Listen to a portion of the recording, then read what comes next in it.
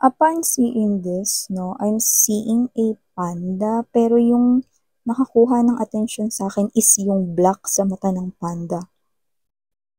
Anong nire-resemblance nun? Dark circles. Okay? Wala po tayo sa Skin Aesthetics Clinic. At hindi po ako si Doktora Marian. Pero gusto ko lamang sabihin no, na ang ibig sabihin ng sinabi ko ay posibleng meron ditong bagay na nagpapastress sa'yo at posibleng nagkakaroon ka na rito ng sleepless nights at posibleng ito ay lumalala no, kasi umiitim ang iyo rito ang under eye. So, ibig sabihin nagkaka-dark circles ka. Yan. Susunod niyan, wrinkles. So, ano ba itong iniisip mo? Ay, naku, iwasan natin yung dark circles at wrinkles na yan. Okay?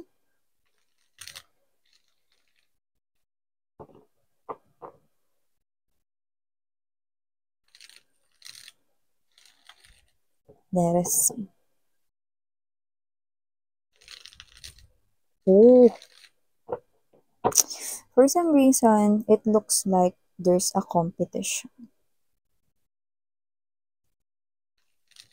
Parang meron ka ritong kakompetensya, but there's also options right here when it comes to love. Either ikaw yung may options or yung person mo yung may options, pero more likely hindi options eh. Pero I'm getting more than 2 energies. So, possible na 3 rin kayo rito. Pero let us see. Pero hindi talaga siya as in mukhang options in love. Or, yun yung iniisip mo. Let's keep moving. Alam mo kasi, our brain, minsan dinadaya tayo ng ating brain. No? That's why, yan yung nagkakos sa atin ng heartbreak. To be na, alam mo yun, get emotional. Diba? And that's something na parang hindi mo maiwasan. It just comes naturally.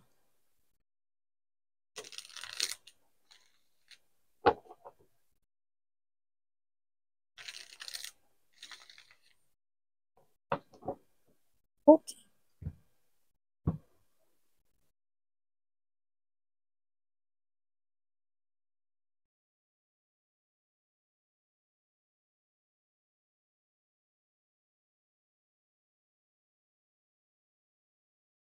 Oh.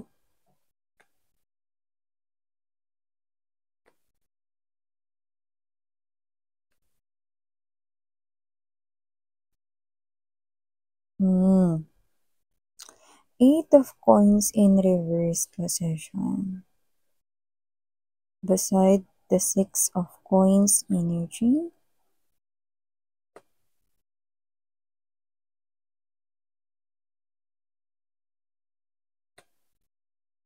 Walang duda. Yan. Oh. Walang duda. Nagsisilos kayo.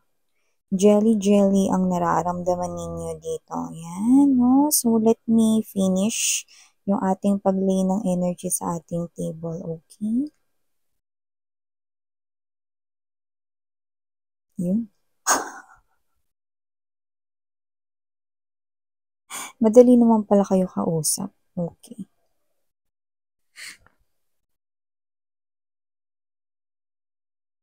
So, hey there mga may loves collective. Thank you so much sa inyong walang sawang suporta at pagmamahal.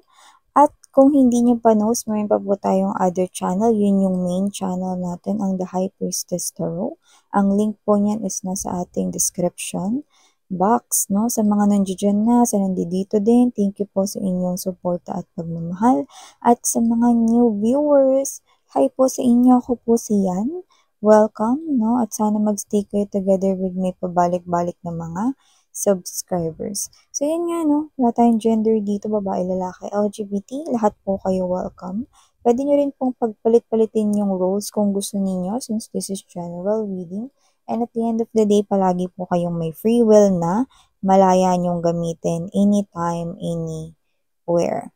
So, yun nga ng mga babes na timeless din po ito. Pwedeng tapos na, pwedeng nangyayari ngayon, pwede namang mangyayari pa lamang. So, dito nakita ko that with this strong 8 of coins in reverse, and strong 4 of cups energy, ano ba ang senaryo nakikita mo dyan? Simple lang naman. 3 of cups and the 9 of coins energy at ang king of wands. Your energy right here, wala tayong gender. Pero ang energy mo ay ang energy ng king of wands, no? Kanina or parang sa umpisa, no, you start your day right. Happy ka naman, energetic ka naman, no? Ikaw to na posibleng masaya ka, no? Nung umaga or masaya ka bago to nangyari or bago mo to na-witness, no? May sitwasyon dito na parang biglang nag-shift yung emotions mo from being happy, bigla ka naging tinatamad na dito. Wala nang gana dito. No. At I'm getting that walang pag-asa kind of thing, no? So, parang dito sinasabi mo na nawawalan ka ng pag-asa din, no? Pero more likely, nakikita ko dito bigla kang tinamad, bigla rito na parang nawalan ka ng gana. Ano bang nakita mo dyan, no? Nakita mo lang naman dito ang iyong crush, ang iyong super crush, ultimate crush, kung sino man yan, no? Posibleng katrabaho mo rito, no? Or someone here na nakikita mo bilang crush mo, special sa'yo, no? So, nakita mo na meron itong kasama at mukhang close sila. So, ang iniisip mo or nasa isip mo, no, possible na sila ay 2 of cups energy, may relationship. So, kasi naman tong energies na ito, no, so lumalabas dito na posibleng nakita mo siya with an opposite gender, or wala tayo ditong gender ha, pero possible na yun yung case sa iba, no, tapos super close pa, so parang inisip mo rito, baka sila, or baka maging sila, yan, no. So, lumalabas dito mga babes, no, na friend niya yung tao niyon, okay? Or baka parehas nyo rin yun nakatrabaho, no? Pero maaaring sila yung parang madalas na nagkakasama every lunch, no? Every break time, yan, no? And pwedeng sabay din sila tuwing uwian, no? So, parang ikaw to na pwedeng katrabaho mo rin yan, no? Yung tao na yan nakasama niya, pero pwede rin namang hindi. Pero friend niya yun, no? Na lumalabas dito na nakita mo. Kung sino man yun. So, nakita ko rito na yung thoughts mo rito ay talagang nakaapekto sa'yo. Kasi ganun yun, di ba? Yung nakita mo is parang marami ka na agad na sanga-sangang naisip doon, no? Pero yung nakita mo lang naman is kunwari, nakita mo lang siya, no? Nakikipagkwentuhan, tapos tumatawa sila, no? Parang, ang saya-saya nila, no? So, yun lang yung nakita mo, di ba? Pero, paglampas mo dun sa sitwasyon na yun, tapos pag-uwi mo, pagpunta mo dun sa pupuntahan mo, no, ang dami mo nang niisip, baka sila na, baka magka-developan sila. Sino yun? Hindi kaya girlfriend niya yun? Hindi kaya boyfriend niya yun? Yan. Yan yung mga pumapasok sa isip mo. Tapos kanina, saya-saya mo, nag-shift yung emotions and feelings mo, no? Tapos kung may kasama ka pa nung time na yun, no, maaring kasama mo yung katrabaho mo, no, baka bumili lang kayo ng coffee saglit, and then nakita mo tong crush mo na to na may kasama dito, no?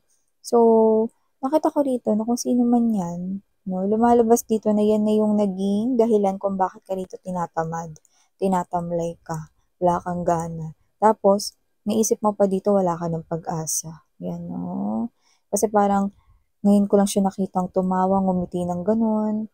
Kaya niya ba yun na ma-experience sa akin? May mga ganun ka na, no? Parang palala ng palala yung negative na niisip mo.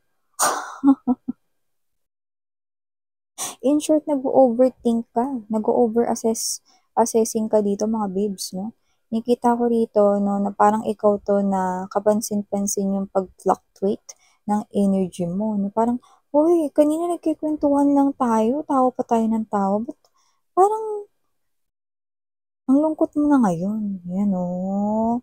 With the moon card energy right here, no, medyo kapansin-pansin yung pag-fluctuate ng energy mo. Siguro ikaw rin yung klase ng energy na parang hindi ka rin ganun kagaling itago.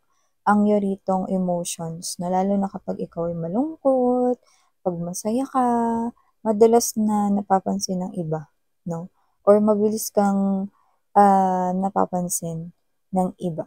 So, nakita ko rito 'no, na iniisip mo rito na kung sino man yung kasama niya, nagkakamabutihan na sila rito, yan.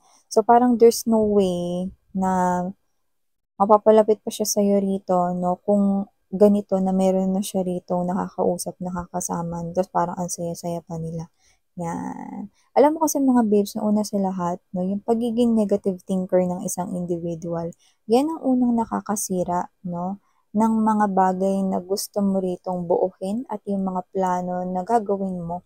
Kasi nakita ko rito parang may plano ka na para makipag-usap sa kanya, makipag-close dito sa crush mo, or makipag-communicate, 'di ba, so parang may hakbang ka na ritong gagawin with the two of, one's energy na parang meron ka na ritong plano na lumapit sa kanya, makipag-close na ta's nakita mo 'tong bagay na 'to, parang iniisip mo pa dito, nag-o-overthink ka, hindi kaya sign ito na hindi siya para sa'kin, hindi kaya sign ito na ba-busted ako, hindi kaya isang sign ito na 'yan 'no, pa-monotone ng pa-monotone ka.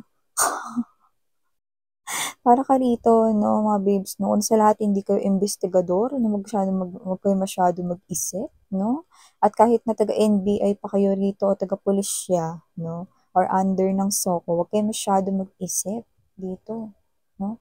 Kasi dito nakikita ko nagagawa ka na ng aksyon para makipagkaibigan sa kanya 'no, makipaglapit dito sa crush mo, pero parang sinasabi mo dito ay wag na nga lang. Just because of that ilang segundo or parang isang minuto na nakita mo, 'yan 'no. Puwedeng ikaw ito na umiinom ka sa isang coffee shop, kasama mo yung friend mo, tapos may napadaan dun sa facade 'no or sa salamin ng coffee shop 'no, yung crush mo kasama yung friend niya 'no. Ikaw ito na para ka ng napapraning na paglipas ng pagdaan nilang gano'n 'no. Isipin mo yung pagdaan nila na wala pang isang minuto. Pero ang dami mo ng naisip. 'Di ba? So, whatever the case may be, meron kang nakita rito na nag-overthink ka na, 'yan. So, miss 'yan, pinakaimportanteng gusto kong malaman dito, 'yan. 'Yun bang kasama niya, girlfriend niya, boyfriend niya, asawa niya? 'Yan. Let me tell you na yung sagot ay nandito din. Kung sino man yung kasama niya, kahit na maglabas pa yung kanila ritong ngala-ngala sa kakatawa ano, at kahit paano na parang sumakit yung tiyan nila dahil sobrang saya nila sa pinag-uusapan nila mga babes 'no, hindi niya yun ka-in relationship in a romantic way. Yeah, meron silang relasyon pero friendship. Iba-iba yung category ng relationship, 'di ba? Alam mo yung form, 'di ba 'pag sinulat mo yung pangalan ng nanay mo, sa susunod na lang may nakalagay anong relationship, lalagay mo mother, 'di ba? O yung kapatid mo 'pag sinulat mo yung pangalan ng kapatid mo, anong relationship mo sa kanya, sister, brother, 'di ba? So dito ang relationship nila friends. Walang chance magka-developan sila, miss 'yan, friend. Opposite gender pa 'yan 'no, iba puwedeng same gender, wala tayong gender dito, LGBTQ, of course welcome din kayo 'no. So, nakita ko rito mga babes 'no, na wala, friends lang talaga sila. Lalo na kung magkababata pa sila rito, parang everytime na oo, naisip na nila rin 'yun dati 'no, na-imagine na rin nila pero parang ang sagwa daw. Parang hindi bagay 'no, kaya nag-stick sila dun sa energy na para silang friend na parang halos magkapatid 'no, so parang close sila, yun lang yun, never na magiging sila. So parang yun ay hindi lang basta naging usapan kundi talagang wala silang feelings na in a romantic way 'no. Ay sabihin mo rito rare, hindi puwede maging friends yung girl at saka boy, miss 'yan 'no. Alam mo it depends, 'di ba? Tsaka nakikita ko rito kung sino man yung friend niya na yun, possible may asawa na yun or may boyfriend, girlfriend na yun. Kaya wag kang masyadong ano diyan, maglungkot-lungkutan diyan, 'no. Kasi nakita ko rito na friend lang naman talaga sila, 'yan. So, okey na, puwede ka ng kumalma. So, with the 9 of one's energy, you're worrying right here, no, na baka magkaroon sa kanila ng something or baka may something na nila that it's too late for you, no, dahil ikaw ito, no, na feeling mo late na for the both of you na magkakilanlan, no, kasi meron na ritong nauna, blah, blah, blah, no. So, nakita ko rito mga babes, no, that in the outcome, no, we have here the Four of Swords, Eight of Swords right here, and the Knight of Swords energy. Ang nakikita ko dito sa'yo ay ang Getching energy. Yan, no? Getching yan mga babes, so nakikita ko rito, no, na pwede mo na siyang bakuran rito at harangan mga babes, no? Dahil wala naman silang relasyon na romantic nitong nakita mong individual na kasama niya, no? So, dito nakikita ko mga babes, no, na magagawa mo pa din yung plano mong makipag-usap sa kanya, makipag-close sa kanya, no? And mangyayari yun, no? Kasi that person right here with the Six of Coins energy, may reciprocity ako nakikita. Ibig sabihin, kung may gagawin kang action, makikipag-usap ka sa kanya, hihilingin mo rito na magkaroon kayo ng parang conversation, no, sa online chat messages. Pag nag-chat ka, magre-reply siya, magre-reply ka, magre-reply siya ulit. So, nakikita ko rito na meron ditong equal na give and take. So, nakikita ko rito, pag tumawag ka, tawag din siya, sasagutin niya yan, or whatever yan. So, mangyayari yun, no? Kagaya ng kung paano mo to plinano. Kaya wag kang mag-overthink dito masyado, no? Kasi una sa lahat, naapektuhan dito yung mga gagawin mo. Kasi nakikita ko rito, no, dahil pag tinamad ka, hindi ka nagkikikilos diyan, tas may pending ka, no, bukod sa nararamdaman mo lungkot-lungkutan ka, no, bagong pa nalaman 'tong katotohanan, no, at napanood mo 'tong reading na 'to, malamang pinagalitan ka na ng teacher mo. Kung estudyante kang nakikinig dito, no. Pero kung ikaw 'to na nagtatrabaho ka rito, malamang pinagalitan ka na ng boss mo dito o ng superior mo na dahil hindi mo natapos yung mga dapat na tapusin at yung mga pending mo ay nanatiling pending pa rin, 'di ba? So, mangyari lang mga babes, huwag kayong mag-overthink dahil lang dun sa isang isang segundo, no, or ilang minutong senaryo na nakita mo, 'no? Kasi hindi iyon yun, 'yan, 'no. Siyempre hindi ko kayo masisisi without any judgment, 'no, lalo na may crush kayo sa kanya tapos may kasama pa siya. Siyempre yun talaga yung unang maiisip ng isang human being na nagseselos kayo, jelly-jelly na. And siyempre at the same time, 'no, may bahid rin ng greediness. Kasi siyempre 'no, gusto ninyo kayo yung pansinin niya 'no, gusto ninyo kayo yung maging boyfriend, girlfriend niya, maging ka-in relationship niya rito 'no. So nakikita ko dito step by step 'no, mangyayari 'yan 'no, accordingly. Pero dito nakikita ko muna na magkakaroon rito ng reciprocity.